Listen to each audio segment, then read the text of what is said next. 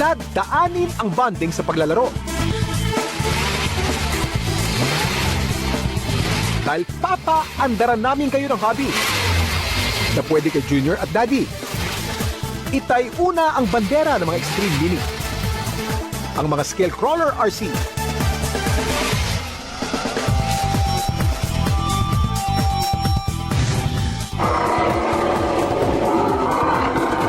Ang tawag naman sa hobby na to ay RC Scale Crawling. Ang ginagamit natin ay mga RC vehicles, pareho nito, pero kakaiba dahil off-road.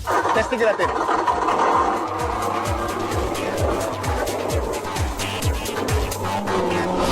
Ano ang enjoyable dito sa hobby natin na to? Dito kasi, para natin nagagawa rin yung ginagawa sa tunay na 4x4.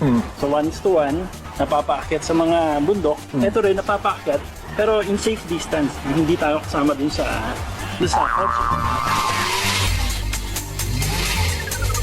Anong pagkakaiba ng pagmamaneho sa ordinaryong road at sa 4x4 off-road? So, pagdating sa off-road, kailangan mo talaga pag-aralan yung terrain ng mabuti. Kung saan mo ilalagay yung gulong mo, kung gaano kabilis ang takbo mo. Pumupunta kami sa mga iba-ibang lugar, tapos nakakapag-banding kami, nakakapag-laro, nakakapag-kwentuhan, pure fun at samahan. Ano ang advice mo sa mga millennials na nanonood sa atin? Instead of using gadgets every day, may exercise pa sila at the same time, makakabanding na yung family nila.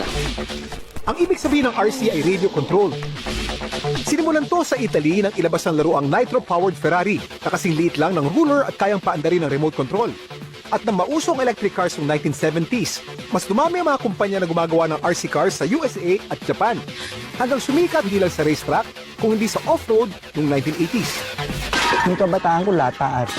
Yung hinihila. Tapos naging matchbox, naging fullback, tapos ngayon RC na. Lahat yung pinagdaanan ko, pero mas maganda siyempre yung tumatakbo. 57 years old ng Manila 4x4 RC member na si Tatay Jojo. Nawili siya sa pagpapaandar ng mga RC crawler. At totoong like father like son, nawili din ang kanyang anak na si Jokas. At ang paglalaro ng RC ang naging bonding nila mag-ama. Mas masaya kasi pagkasama ko si Daddy. Kumbaga kahit anong stress ng trabaho, at least dito nagkakasama kami. Ang next father and son duo naman natin. Sa simula pa lang, RC crawling na rin ang bonding. Na-engage po ako na maglaro po ng RC dahil naglalaro din po si Papa. Halos 3 taon ang hobby ni Daddy June ang pag-RC. Pero hindi niya akalain na pati ang anak niyang si Roshan, naman na rin ang kanyang hilig. Kaya gumawa si Daddy June ng practice track malapit sa bahay nila.